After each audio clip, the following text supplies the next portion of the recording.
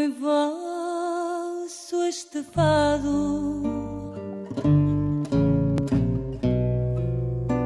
destino que nos amarra,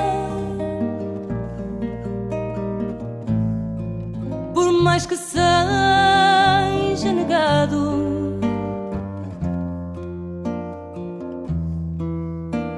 Às cordas de uma guitarra.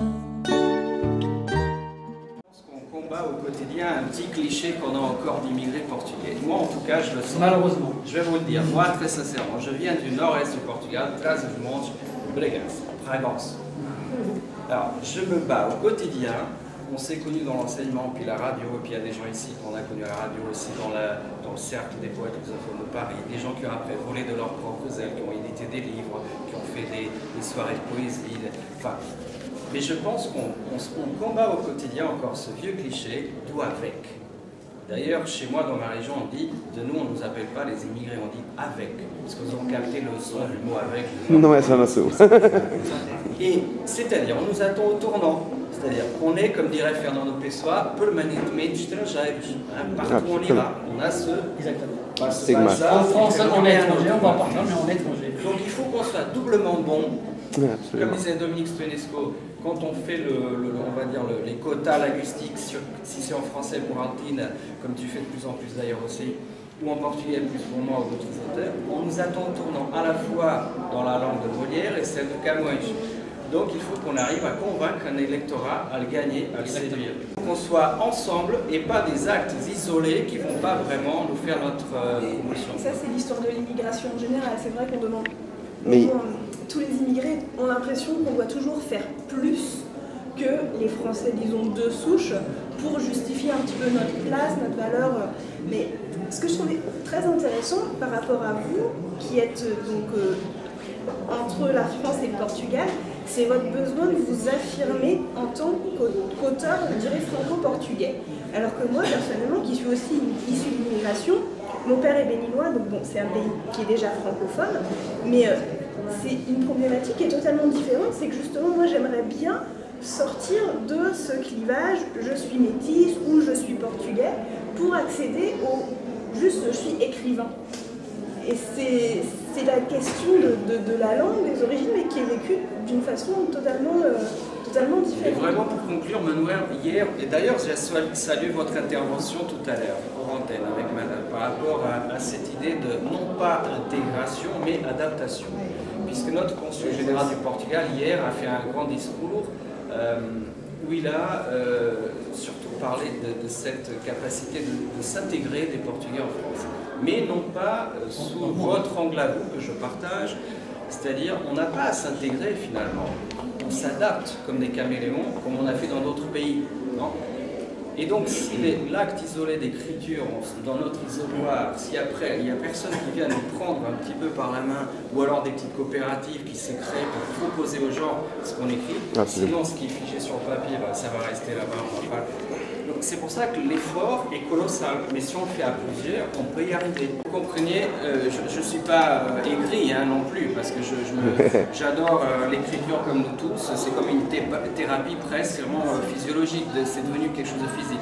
Donc ça me va, mais en même temps j'ai envie de dire, je fais un constat un peu amer. On devrait avoir ici peut-être plus de gens, mais il y a quelque chose, à mon avis, qui coince encore. C'est-à-dire, ce matin j'ai donné un cours à des classes de première.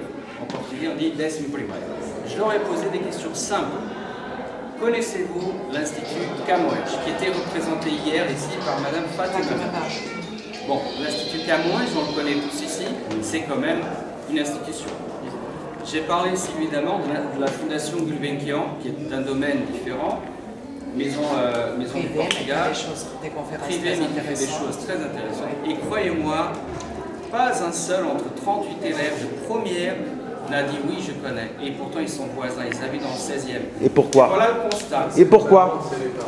Non, ce n'est pas les parents, c'est les gens qui gèrent les institutions qui ne communiquent pas à l'extérieur. En tout cas, moi j'ai posé la question à Mme Fatima hier, elle n'a pas su répondre. Je ne suis pas d'accord parce qu'il est vrai que nous Portugais qui résidons en France, nous sommes obligés de faire un double effort. un double effort. Déjà, le premier, c'est pour nous défaire de cette étiquette qu'on nous met en permanence et que nous essayons de nous en défaire. Cette organisation-là, de ce forum-là, nous l'avons commencé à Houille, parce que nous l'avons organisé 3 fois à Houille. Et pourquoi que nous l'avons organisé? Justement pour sortir justement de ces clichés, de ces étiquettes qu'on nous pose, en voyant de nous comme des bras. Par ces événements, nous démontrons que nous sommes autre chose que des bras. Quand je parlais de double effort que nous sommes obligés de faire, c'est vrai parce que nous sommes à cheval finalement sur 2 cultures. Lorsque nous restons 20, 30 ans, 40 ans dans un pays, nous vivons avec ces 2 cultures, donc on doit faire avec ces 2 cultures. Mais par contre, il y a un travail colossal, c'est justement pour la divulgation non seulement de la culture portugaise, mais de tous ces Portugais en France qui écrivent, qui chantent, etc. Il n'y a pas suffisamment de divulgation. Par contre, tout à l'heure, Patrick, il parlait de la rigidité de la langue portugaise. C'est vrai qu'il y a une certaine rigidité, mais il y a aussi une rigidité de certains Portugais qui rentrent dans un élitisme, je dirais à la fois presque nombriliste, qui empêche presque des gens qui ont quelque chose à dire de s'exprimer. Donc il y a effectivement le besoin de créer un organisme ou une association, appelons-le comme on veut, justement de permettre à ces gens-là qui refusent justement de tourner autour de leur nombril, de pouvoir s'exprimer, de démontrer tout un tas de choses. Et ce sont ces gens-là justement qui vont aider à ce qu'on n'ait plus besoin d'un double effort, mais uniquement d'un effort, parce que l'effort dans une vie, il est permanent. Et il est permanent. Voilà, maintenant on aura besoin que dans l'énergie que l'on perd pour se défaire de cette étiquette que l'on veut, cette énergie-là, il peut passer à autre chose. Et c'est vrai qu'il y a aujourd'hui besoin, mais moi j'en ai parlé avec Patrick, on a parlé à la radio, on en a parlé au dernier multithème, parce que oui, ça s'appelait Rencontre multithème, il s'appellera toujours Rencontre multithème. Donc pourquoi nous l'avons fait, ce forum avec 2 villes, 2 associations, justement pour démontrer qu'à 2 on est plus fort qu'un seul.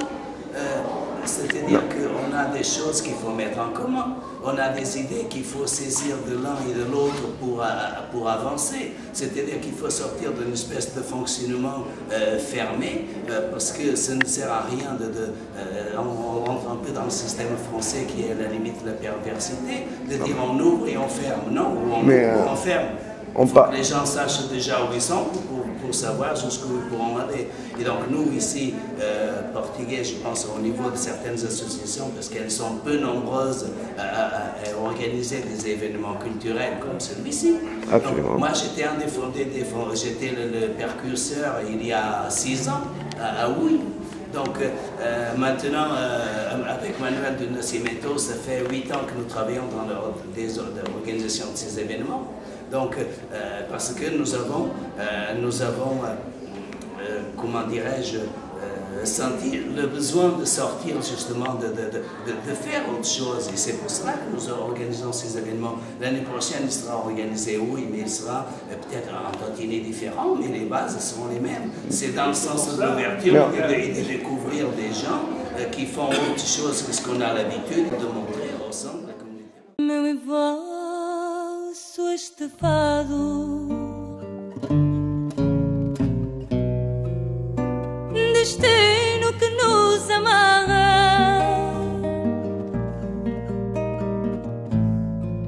por mais que seja negado,